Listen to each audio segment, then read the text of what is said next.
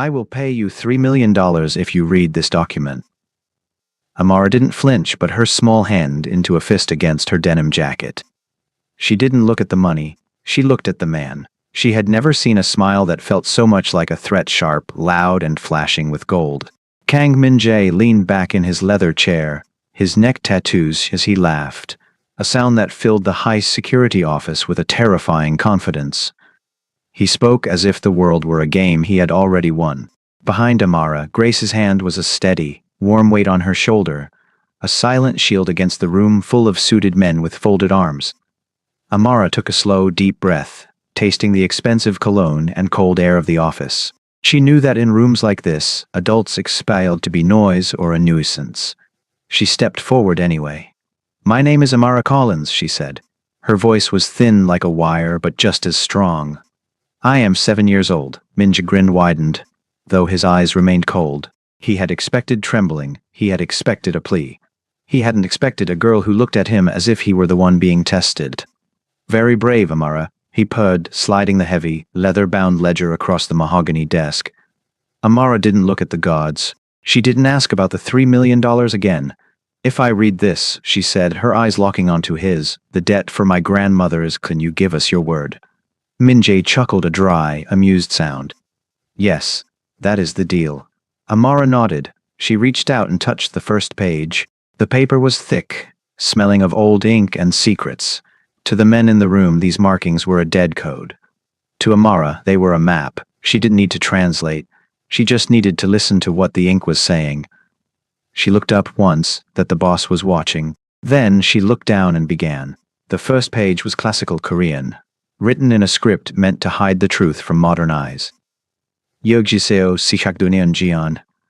Her pronunciation flawless and hauntingly mature. The room went deathly silent. Kang Min-jae's grin didn't just fade, it froze. The silence that followed Amara's first words was not the polite silence of a room waiting for a child to finish a recital. It was a sudden, vacuum-like pressure, as if the oxygen had been sucked out of the office by the sheer impossibility of what they were hearing. Kang Min-jae remained frozen, his hand still resting near the gold-nibbed pen on his desk.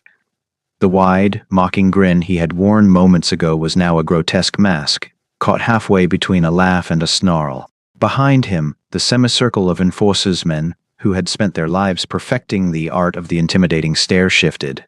One man's arms uncrossed, his hand dropping instinctively toward his belt. Not out of aggression, but out of a sudden, primal confusion. Amara did not look up. She kept her small, dark fingers pressed against the ivory-colored vellum of the ledger. The paper felt cool, but the words felt pulsing with a history that didn't belong in a modern skyscraper. She traced the calligraphy of the classical Korean script, her eyes moving with a rhythmic grace that suggested she wasn't just reading the characters, but hearing the voices of the people who had written them centuries ago. "The foundations of the house are built on the silence of the Han," Amara continued, her voice gaining a melodic depth that seemed to vibrate against the glass walls of the office. Her pronunciation of the archaic honorifics was flawless accents that had died out in the streets of Seoul before her grandmother was even born. "But the debt of the blood is never truly washed away by the tide." She paused, her small chest rising and falling in a steady cadence. She could feel the heat of Min-jae's gaze on the top of her head. It was no longer the gaze of a predator looking at a lamb. It was the man who had just realized the lamb was speaking in his father's tongue. One of the younger gods, a man with a jagged scar running through his eyebrow, let out a nervous, sharp breath.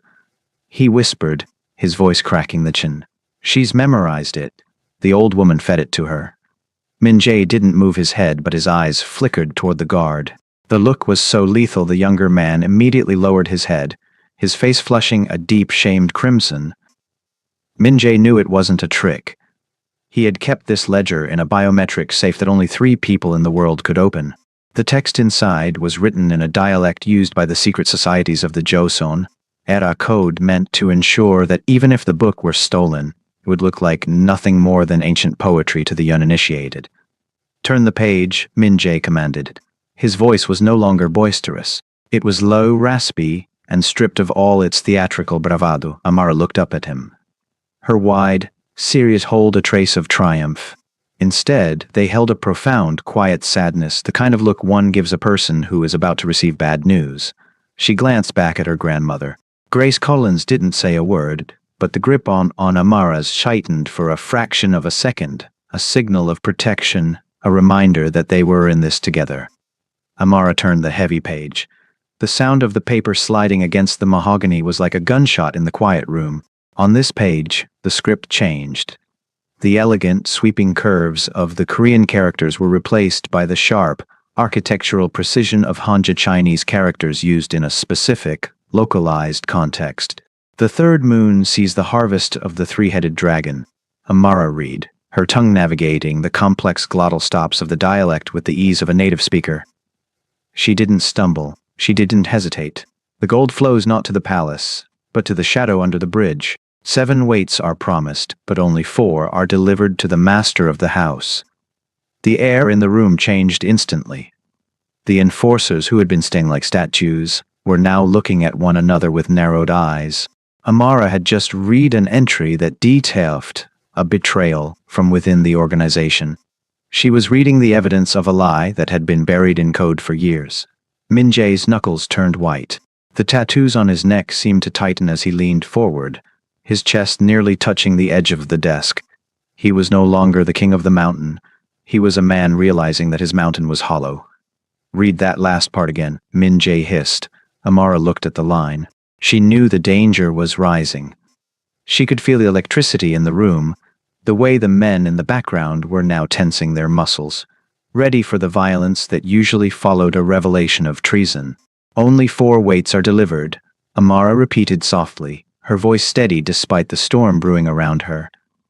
"The master of the house eats the crumbs of his own table while the servant grows fat."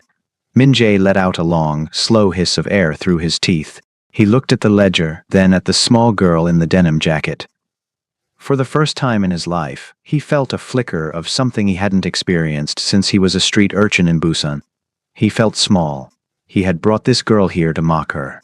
He had offered the 3 million as a joke, a way to show his men that even the genius of the West was nothing compared to the power of his money.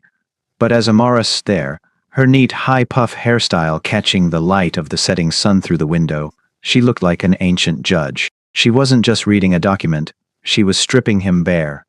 "Enough," Min Jae said, though his lacked its usual bite. He looked at Grace, who stood as tall and unyielding as a mountain behind the child. Where did she learn this? No one teaches this. This dialect hasn't been spoken in a century. Grace didn't blink. "The world is much older than your money," she said, her voice a calm, resonant counterpoint to the tension. "And my granddaughter has always known how to listen to things that others have forgotten to hear." Amara closed the ledger. The thud of the cover echoed. She looked at Min Jae, her still guarded, but no longer afraid. She had crossed the first bridge. She had shown him that his secrets weren't safe behind his tattoos and his guards. "I've read the first section," Amara said, her voice regaining that small, steady quality. "Does the deal still stand?" Min Jae looked at the ledger, then at the $3 million check sitting on the corner of the desk. A piece of paper that now felt like a very small price for the secrets this child held in her head. He didn't answer immediately. He looked at his men, then back at the girl who had just had his world upside down with a single sentence. The law's gone. The game was over. Now the real story began. The heavy silence that followed the revelation of the Korean betrayal hung in the air like wood smoke. Kang Min Jae's eyes remained fixed on the ledger, his gaze tracing the characters Amara had just read as if trying to physically erase the words with his sight. He was a man who prided himself on knowing every secret in his city. Yet a 7-year-old girl in a denim jacket had taken a knife from his own pocket and shown him the blade. He didn't look at his men. He didn't need to. He could feel the shift in their loyalty, the sudden, sharp suspicion that now pulsed through the room. If the ledger contained one betrayal, it likely contained dozens. "Turn the page," Min Jae said again. This time, his voice a thin, dangerous whisper. He wasn't playing a game anymore. He was a man drowning, reaching for a branch. Amara looked at Grace, whose hand remained a warm, unwavering anchor on her shoulder. Receiving a small, almost imperceptible nod from her grandmother, Amara turned the vellum. The texture changed under her fingertips, becoming smoother, more modern, but the ink was darker, more aggressive. The characters on this page were no longer the flowing curves of Korean script. They were the dense, intricate grids of Mandarin, interspersed with the sharp rhythmic strokes of Japanese kanji. To the enforcers standing in the shadows, it looked like a mess of foreign business logs. To Amara, it was a conversation across an ocean.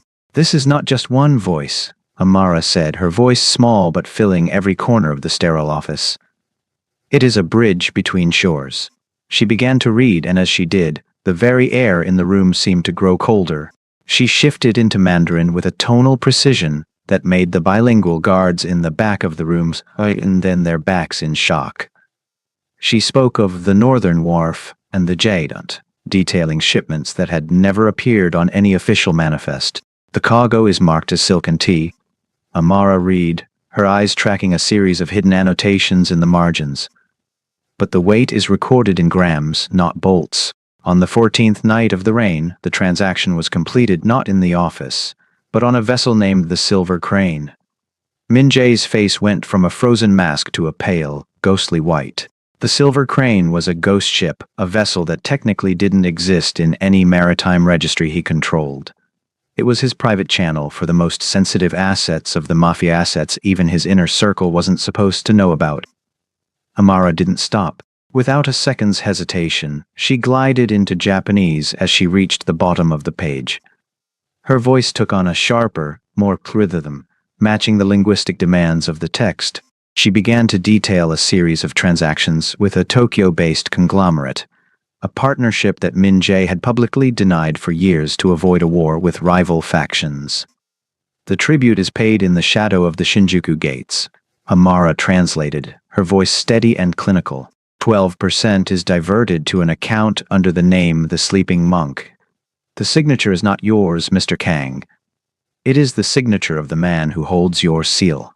At those words, a chair scraped harshly against the floor. One of the high-ranking associates, a man in a gray suit who had been the most vocal in his laughter earlier, took a half-step back. His face was a map of sudden, frantic terror.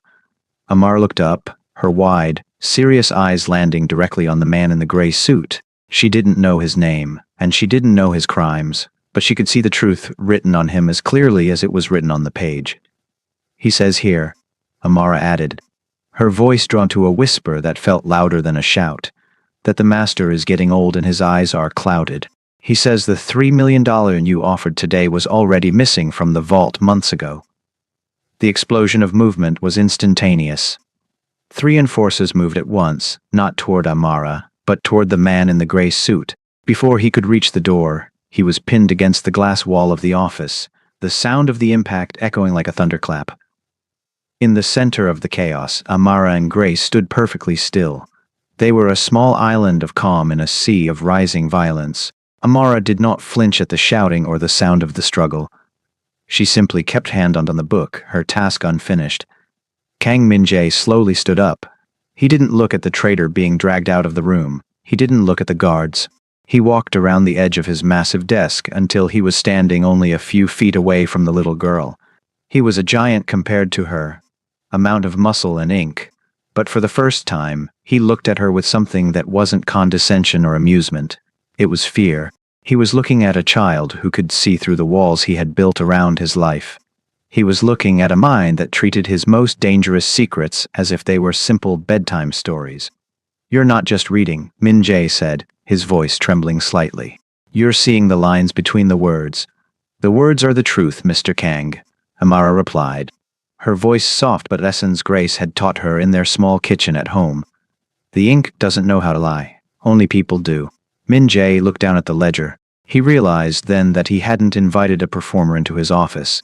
He had invited a mirror. And in that mirror, he was seeing the rot of his own empire. The $3 million he had promised, the money he had intended to never pay now, felt like a weight around his neck. He looked at Grace, who met his gaze with a look of ironclad dignity. She didn't have a gun, and she didn't have a gang, but she had the girl. And the girl had the truth. There is more. Her hand moving toward the next page. There is a third shore. It is written in a script that has no country. Min-jae reached out, hand hovering over the book. He wanted to close it. He wanted to stop the bleeding of his secrets. But he couldn't. He was possessed by a desperate, terrifying need to know what else this child could see. Read, he commanded, though it sounded more like a plea. Read it all. Amara looked down at the next page where the ghost code awaited. The real test was just beginning. Amara turned the page, and the room seemed to contract. The paper here was different, older, darker, and textured with the grain of a time before digital ledgers and offshore accounts. The script that sprawled across the yellowed surface was not the hangul of the modern era, or the rigid kanji of the previous pages. It was a fluid, haunting series of symbols that looked more like falling rain or tangled silk. For a moment, Amara remained motionless. Her wide eyes scanned the ink, her small chest rising and falling in a rhythmic, silent cadence. Behind her, Grace Collins felt the temperature in the room drop as the enforcers leaned forward, their heavy breathing the only sound against the hum of the city outside. Kang Minjae's hand, which had been tapping rhythmically on the mahogany, stopped. He leaned in, his muscular frame casting a long shadow over the desk.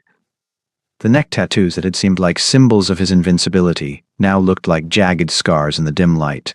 He recognized the script, but he could not read it. It was the ghost code, an archaic, oral-derived dialect used by the founding fathers of the Five Dragons, a script meant to be understood only by the bloodline of the masters.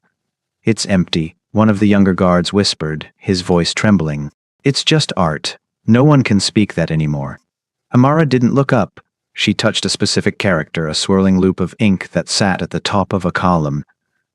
"It isn't art." Her voice drew into a low, resonant register that vibrated with an authority far beyond her 7 years. "It is a memory. But it's a memory that has been twisted." She began to read. The sounds that left her mouth were unlike anything heard in that office before. They were guttural yet melodic, filled with the glottal stops and long, whistling vowels of a dialect that had been considered extinct for nearly a century. As the words flowed, the atmosphere shifted from corporate intimidation to something ancient and heavy. "The river does not flow backward," Amara read, her small finger tracing the path of the ink. "But the blood of the father is betrayed by the son. The first master built the walls with stone and honor, but the new master builds them with glass and lies." Min Jae's jaw tightened. He felt a cold sweat prickle beneath his sleek black suit. This wasn't just a record of transactions anymore. It was a testament, a direct message from his ancestors that seemed to be speaking directly to his soul through the voice of a child he had intended to humiliate. "The secret of the seventh gate is not gold," Amara continued, her pronunciation of the arcadorifics so precise that Min Jae felt as though his own grandfather were standing in the room, watching his every move. "The secret is the key held by the one who was cast out. On the night of the red moon, the seal was broken not by an enemy, but by the one who wears the gold ring of the dragon." The silence that followed was absolute. Min Jae looked down at his own hand, at the heavy dragon ring that signaled his absolute power. His confident grin didn't just fade. It vanished entirely, leaving behind a face that looked suddenly aged and vulnerable. He realized that the ledger was just a book of business. It was a warning, and Amara was the only one in the world who could hear it. He leaned in closer, his face only inches from the desk, his eyes searching the page as if he could somehow see what she saw. "What does it say about the inheritance?" he rasped, his stripped of all its former dominance. "What does it say about the lineage?" Amara looked up, her gaze meeting his with an intensity that made the Mafia boss pull back instinctively. There was no fear in her eyes, only a profound, ancient clarity. "It says that the throne is a debt, not a gift," she said softly, "and that the debt is now due." The enforcers in the semicircle looked at one another, the neutral expressions they had practiced for years beginning to crumble. They were witnesses to a transformation. The man at the desk, who had started the afternoon laughing and projecting total control, was now staring at a young girl in a denim jacket as if she held his life in her hands. Grace Collins felt the shift in the room's gravity. She knew the danger hadn't passed in many ways, it had tripled. But she also saw that the power had moved. It no longer sat with the man with the tattoos and the money. It sat with the words. Amara looked back down at the ghost code, the last line of the page waiting. She took a breath, then another, prepared to finish the sentence that would change everything. The bridge was fully built, and across it, the past was finally coming for the present. Amara took a shallow, measured breath, her eyes tracking a line of text that seemed to pulse darker than the rest. The ghost code was no longer just a collection of ancestral echoes. It had shifted into something far more clinical and modern, a bridge where the ancient script was being used to camouflage a very contemporary betrayal. The ink here was fresh, the brushstrokes hasty, as if the writer had been trembling with the weight of the secret they were burying. "The dragon has 3 hearts," Amara began, her voice barely above a whisper, yet it carried to the furthest corners of the room. "One for the family, one for the fire, and one that beats in a box of glass." Kang Min-jae leaned so far forward that the gold jewelry at his collar clinked against the edge of the mahogany desk. He didn't blink. He didn't breathe. He recognized the metaphor of the 3 hearts. It was a foundational myth of his syndicate, but the box of glass was a term he had never heard. It was a new insertion into an old code. Amara's finger paused over a string of symbols that looked like broken chains. "The box of glass is not in Seoul," she continued, her brow furrowed in concentration. "It is a digital vault hidden behind a firewall named the Widow's Grief. Every time the moon is full, the fire heart bleeds. 5% of the tribute does not reach the mountain. It flows through a pipe in Singapore, then disappears into a sea of numbers." The effect on instantaneous and visceral. The man who had spent the afternoon projecting a terrifying, boisterous dominance suddenly went rigid. His confidence didn't just break, it transmuted into a cold, focused shock that was far more frightening.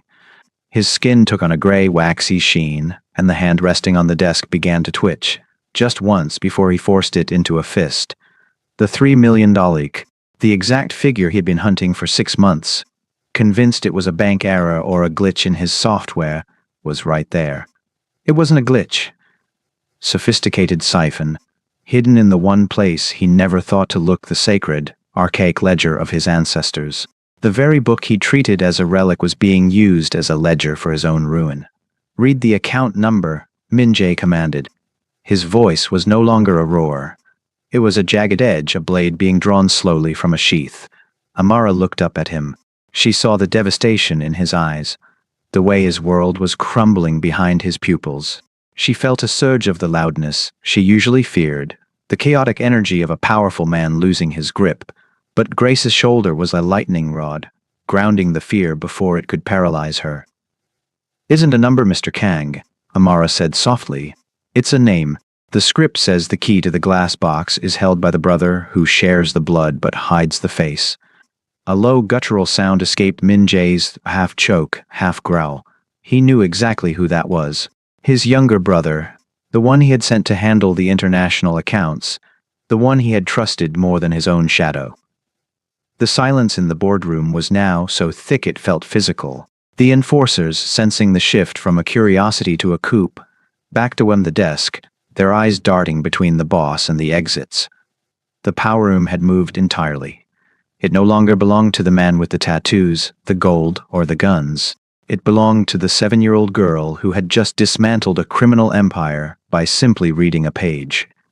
Min-jae stared at Amara, his chest heaving. He looked at her as if she were a ghost, a divine messenger, or a demon. He had expected to laugh at her. He had expected to watch her fail and then send her home with a patronizing pat on the head. Instead, she had stripped him of his pride, his security, and his family's loyalty in less than an hour. He was frozen, trapped in the cold reality that the little girl in the denim jacket was the only person in his entire world who wasn't lying to him. The 3 million Chekandalusk seemed like a mockery now, a tiny, insignificant piece of paper compared to the truth she had unearthed. Amara didn't pull her hand away from the book. She stayed there, a small, steady light in the center of his gathering darkness, waiting for him to realize that the deal was no longer about the money, it was about survival. Kang Min-jae did not move. He sat in the opulent leather chair as if he had been turned to stone, his eyes fixed on the ledger that had suddenly become a mirror of his own betrayal. The office, usually a theater for his booming voice and calculated laughter, was now a tomb of silence. The only sound was the faint hum of the city's traffic 60 floors below and the steady, calm breathing of the child who had just dismantled his world. Amara did not pull her hand away from the page. She looked at the column of figures and symbols, her eyes moving with a maturity that seemed to age her delicate features. To the men in the room, these were just numbers and archaic script, a record of theft. But Amara saw the architecture of the lie. She saw the why and the how woven into the how much. The numbers aren't just amounts, Amara said, her voice cutting through the heavy air with a crystalline clarity. She tapped a series of small, rhythmic dots beneath the entry for the Singapore pipe. They are a schedule and a signature. Min-jae finally blinked. He leaned forward to almost touching the desk. The gold chains his neck swayed, but he didn't reach for them. "What do you mean, a signature?"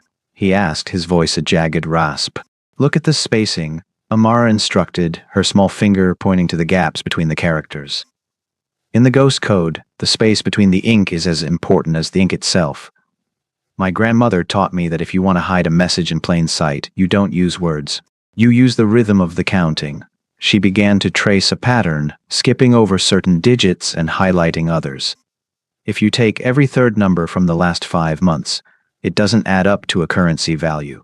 It matches the coordinates of a shipping terminal in Incheon, the one you thought was closed for renovations." A sharp, collective intake of breath came from the semicircle of guards. The Incheon terminal was the backbone of their logistics, currently under the direct supervision of Min-jae's younger brother. The realization hit the room like a physical blow. The theft wasn't just a siphon of cash, it was a parallel operation. A shadow syndicate was being built using Jay's own infrastructure. "And here," Amara continued, voice never wavering, "the thief wrote a note in the margins, hidden as a prayer for the ancestors. It says, 'The dragon is blind because he looks only at the sun.' It means you were so busy looking at the big deals and the loud enemies that you forgot to watch the shadows at your feet." Min-jae's face contorted. The loudness he had projected life, the tattoos, the jewelry, the booming laugh was exactly what had been used against him. He had been a distraction for himself. He looked at Amara, really looked at her, and for the first time he didn't see a child or a curiosity. He saw a strategic mind that operated on a frequency he couldn't even tune into. She wasn't just reading. She was deconstructing a masterwork of deception that had taken years to build. "How do you know this?" Min-jae whispered, his hands trembling slightly on the mahogany. "You are 7 years old. No school teaches the rhythm of the ghost code. No tutor knows the logistics of Incheon." Amara looked up, serious eyes meeting his. "I don't need a school to tell me when a pattern is broken, Mr. Kang. When I listen to a story, I listen for the parts that don't fit. My grandmother says the truth is like a heartbeat. If it skips a beat, something is wrong. Your ledger has been skipping beats for a long time." Grace Collins moved slightly, her hand shifting from Amara's shoulder to the small of her back, a gesture of immense pride. She didn't need to speak. The dignity of her silence was the perfect frame for Amara's brilliance. They had come here for a prize, but they were leaving with something far more potent, the absolute proof that the invisible people of the world often saw everything. Amara turned back to the ledger. "There is one last number, Mr. Kang. It's not in the code. It's written in pencil, very lightly, on the inside of the back cover. It's a date." Min-jae's eyes darted to the spot she indicated. He saw it then, almost invisible scrawl. The date was 3 days from now. "That is the date the box of glass in Singapore is set to be emptied," Amara said, her voice dropping to a whisper. "If you wait until then, the money, the brother, and the shadow syndicate will all disappear. The ink sedge is being burned as we speak." The frozen boss finally broke. He stood up abruptly, his chair clattering back against the glass wall. He didn't look at the 3 million check. He didn't look at his guards. He looked at the ledger as if it were a bomb about to detonate. The realization of Amara's genius had moved past shock and into a desperate, utilitarian respect. "She is more than a reader," Min-jae muttered, more to himself than anyone else. He looked at Grace, his expression one raw, unvarnished recognition. "You didn't bring me a child. You brought me a miracle." Amara closed the book. The soft thud was the final period on the billionaire's old life. She had revealed the truth in the ink, but in doing she had also revealed the truth of herself. She was no longer a girl sensing tension. She was the one controlling it. "The reading is finished," Amara said, her posture straightening. "The document is understood." Min-jae nodded slowly, the gold on his neck catching the last rays of the sun. He knew he owed her much more than $3 million. He owed her his empire.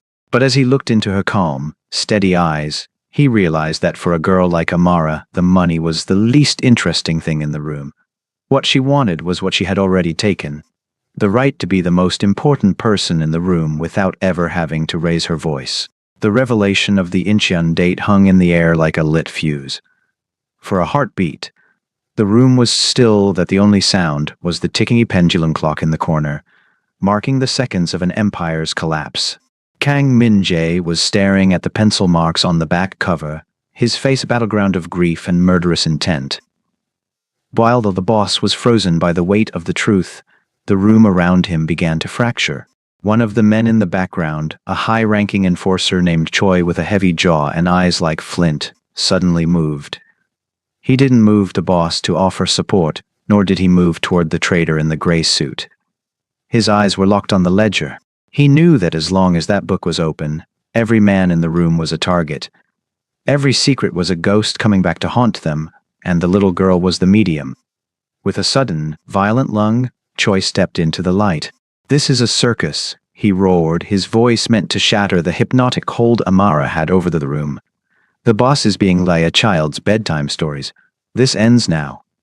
His hand shot out, thick and calloused, reaching for the ledger on the desk. He intended to snatch the document, to tear the pages, to erase the evidence before the boss could process the full depth of the betrayal. Amara didn't scream, but she flinched, her small hand instinctively covering the ancient vellum, as if to protect a living thing. Before Choi's fingers could graze the paper, a hand intercepted his wrist. It wasn't Min-jae's hand, it was Grace Collins'. The movement was so swift and economical that it seemed to defy her age.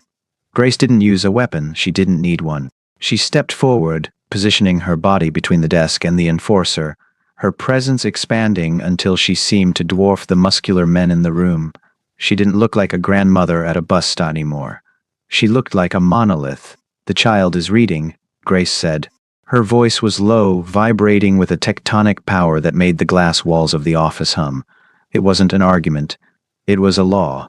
Choi snarled, trying to shake his arm free. Grace's grip was like iron. She didn't just hold his wrist, she controlled his center of gravity.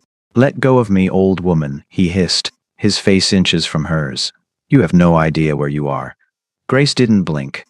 Her deep-lined face remained as calm as a deep well. "I know exactly where I am," she replied softly. "I am in a room full of men who are afraid of a 7-year-old girl's voice, and I am the woman who taught her how to use it." She looked Choi, her eyes locking on to Kang Min-jae. The boss watching the confrontation, his eyes wide, seeing for the first time that the shield and guide behind the child was not a secondary character. She was the foundation.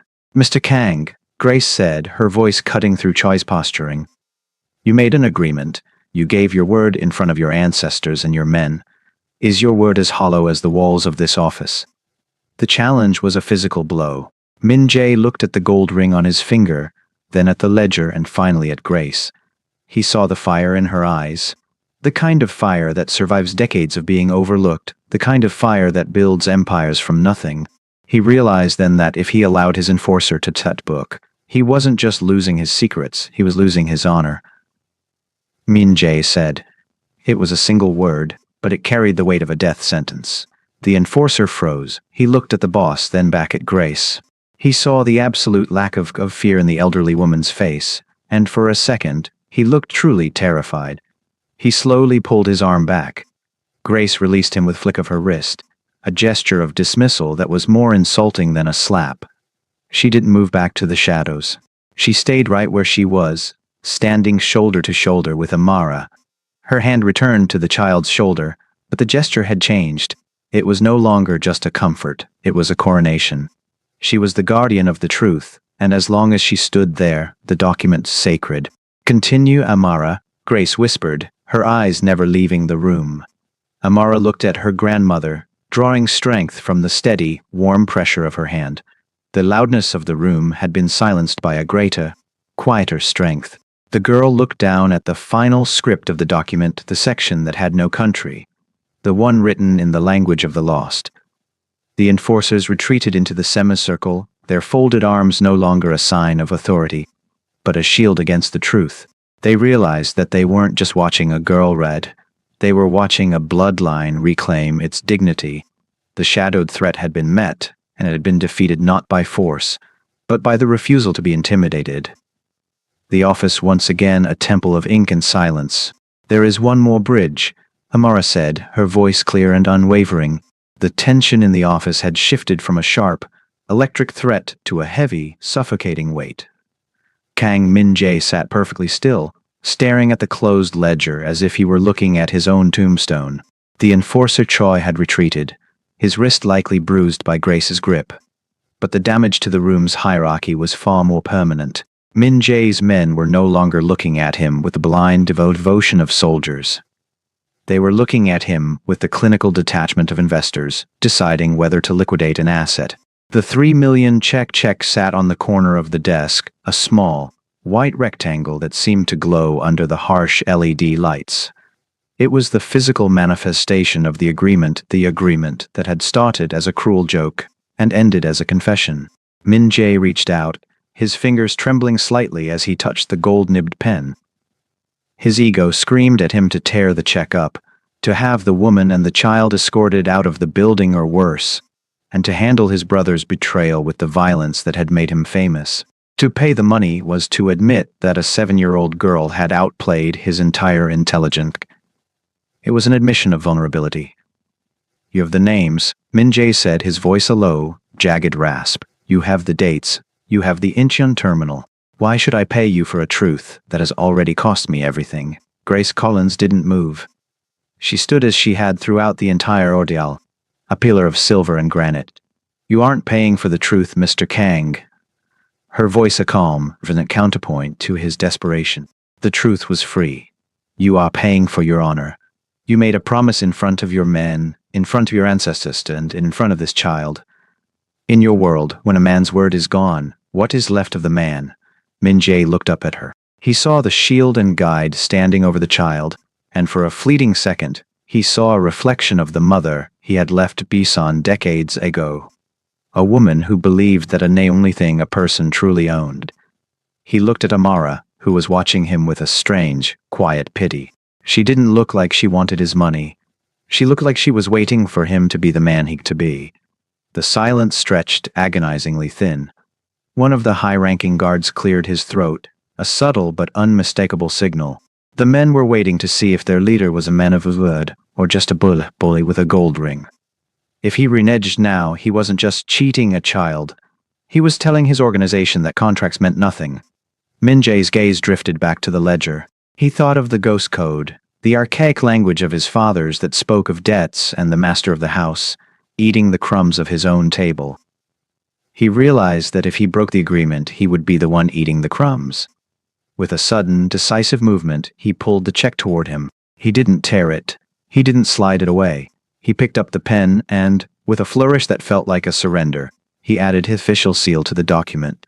"A debt of honor," Min-jae muttered, the words tasting like ash in his mouth.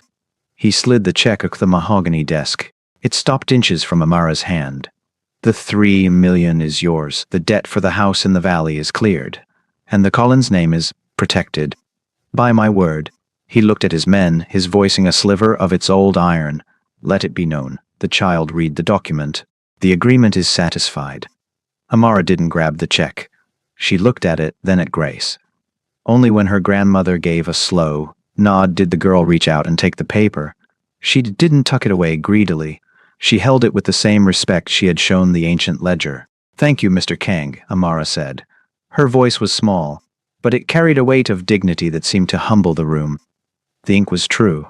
Min-jae didn't smile, he couldn't. He felt as though he had just paid a king's ransom to be told his house was on fire. But as he watched Grace and Amara prepare to leave, he felt a strange, flickering sense of relief. He had lost his money, his brother's loyalty, and his pride, but he had kept everything the ghost code insisted upon. He had kept his soul. Min-jae said, turning his chair toward the window, looking out at the city he no longer fully controlled. "Before I remember who I am supposed to be." Grace placed her hand on Amara's shoulder. guiding her toward the heavy double doors. They walked through the semicircle of enforcers, who parted like a dark sea. No one spoke, no one mocked. The agreement was a bridge they had crossed, leaving the billionaire behind in the smoke of his own revelations.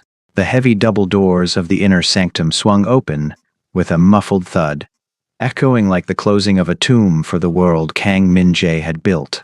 Amara clutched the denim of her jacket, her small fingers steady, while Grace's hand remained a warm, unwavering presence on her shoulder. As they stepped out of the office and into the long, marble-floored corridor that led to the elevators, the atmosphere changed instantly. The corridor was lined with men, the enforcers, the lookouts, the mid-level lieutenants who had the last hour whispering about the little girl the boss was using for a joke. They had heard the shouting. They had heard the sudden, terrifying silences. And through the glass partitions of the outer offices, they had seen the silhouette of their untouchable leader slumped in his chair, stripped of his boisterous laughter. As Grace and Amara moved forward, the walk became a procession.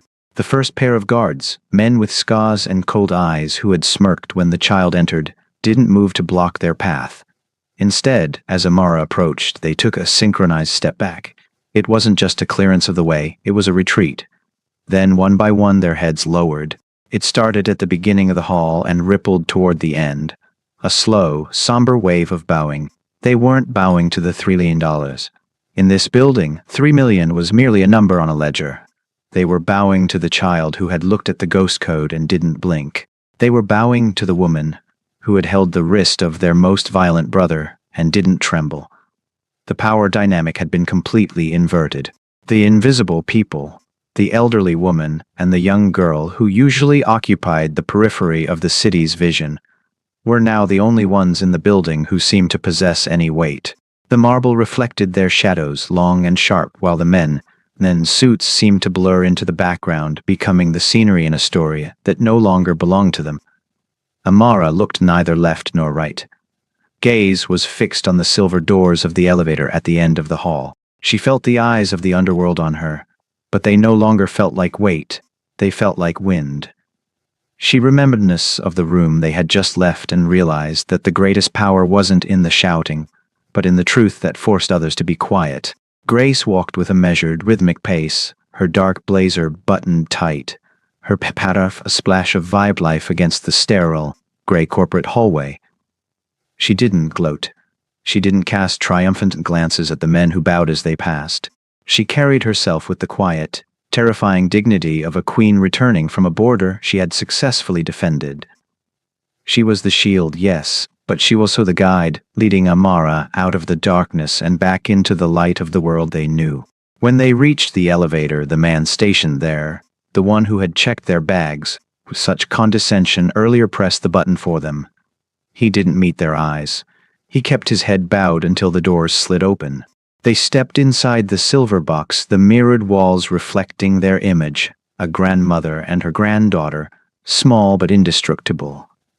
As the doors began to close, Amara caught one last glimpse of the corridor. The men were still standing there, still silent, still bowing to the space where the girl had been. The elevator began its long, smooth descent. For the first time since they had entered the building, the pressure in Amara's chest began to lift. The silence here was different. It wasn't the fear or the silence of a secret. It was the silence of a job well done. "Did we win, Grandma?" Amara whispered, her voice sounding very young again in the quiet of the elevator. Grace looked down at her, a soft, rare smile touching the corners of her mouth. She reached out and smoothed a stray hair on Amara's high puff. "Winning is for games, Amara. Today, you did something much harder. You made them see you." The elevator chimed as they reached the lobby. The doors opened into the bustling, indifferent world of the city, where no one knew about the ghost code or the $3 million check hidden in a denim jacket. But as they stepped out onto the sidewalk, Amara walked a little taller, her stiff posture reply a fluid, easy grace. She wasn't just a girl who had read a document, she was a girl who had changed the gravity of a room. The corridor of bowing men was far behind them, but the power they had reclaimed would stay with them long after the ink on the check had dried. The sun was beginning to dip below the skyline as Amara and Grace reached the street, casting long, golden shadows that stretched across the pavement like the bridges Amara had described in the ledger. The city was loud, chaotic symphony of horns and rushing footsteps, but to Amara, the noise no longer felt a weight pressing against her chest. The loudness of the world had lost its sharp edges. As they walked toward the bus stop, Amara looked down at her denim jacket. Only an hour ago, she had felt small inside it, as if the fabric were a shell she was hiding in to avoid being seen. Now the jacket felt like armor. She reached into her pocket and felt the crisp edge of the check, but her mind wasn't on the money or the house in the valley. She was thinking about the look in Kang Min-jae's eyes when she had finished reading the ghost code. It wasn't the look a grown man gives a child. It was the look a captain to the sea full of wary, breath respect for a force he could not control. "Grandma," Amara said softly, her voice steady against the roar of a passing delivery truck. He was afraid, wasn't he? Grace didn't answer immediately. She stopped at the edge of the curb, the silver gray of her hair catching the light like a halo. She looked down at her granddaughter, her wise, lined face softening with a pride that went deeper than victory. "He wasn't afraid of you, Amara," Grace said, her voice a calm anchor in the evening rush. "He was afraid of the light you carried into his dark room. Men like that build their lives on the idea that they can hide the truth. When you read those words, you showed him that there is no such thing as a secret, only things that haven't been heard yet." Amara nodded, a new understanding taking root in her mind. She realized that she was no longer just a girl with a neat high puff and a gift for languages. She was a voice. Where the most dangerous men traded in silos, she had become the one thing they couldn't buy and the one thing they couldn't ignore. She thought of the men who had bowed in the corridor. They hadn't bowed because they were told to. They had bowed because, for a brief moment, she had been the most powerful person in their world. The bus arrived, its brakes sing as it pulled to the curb. They climbed the steps and found a seat near the back, the plastic upholstery cool against Amara's legs. As the bus pulled away, she looked out the window at the towering skyscraper they had just left. It looked different now, less like a fortress and more like a fragile cage. Amara leaned her head against the window, watching her reflection in the glass. She saw a 7-year-old girl, yes, but she also saw the girl who had seen a Mafia boss with a single sentence. She realized that from this day forward, her name would be whispered in rooms she would never enter. The invisible girl was gone. In her place, a person who understood that dignity wasn't something granted by billionaires or enforcers, but something revealed through the courage to speak when it mattered most. The city continued to breathe around them, uneven and unfinished, but inside the quiet of the bus, something had changed forever. Amara closed her eyes, the bus matching the steady cadence of her own heart. She wasn't scared of the next time she would have to speak loudly. She knew now that the truth didn't need to be loud to be heard.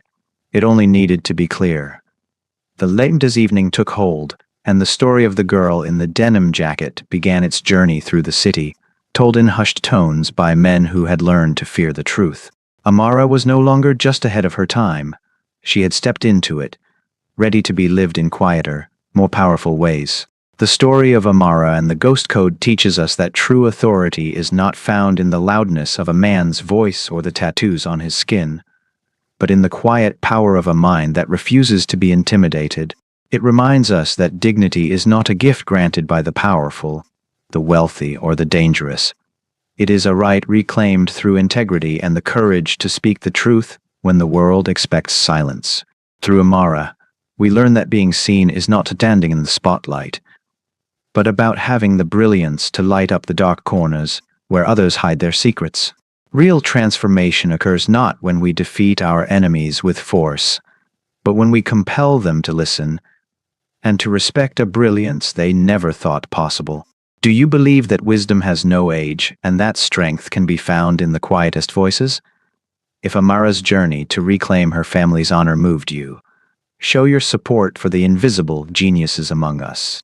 Like this story, share it with someone who needs to be reminded of their own worth, and subscribe for tales of courage and hidden brilliance.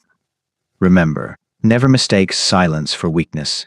The most powerful voices are often the ones the world hasn't learned to hear yet.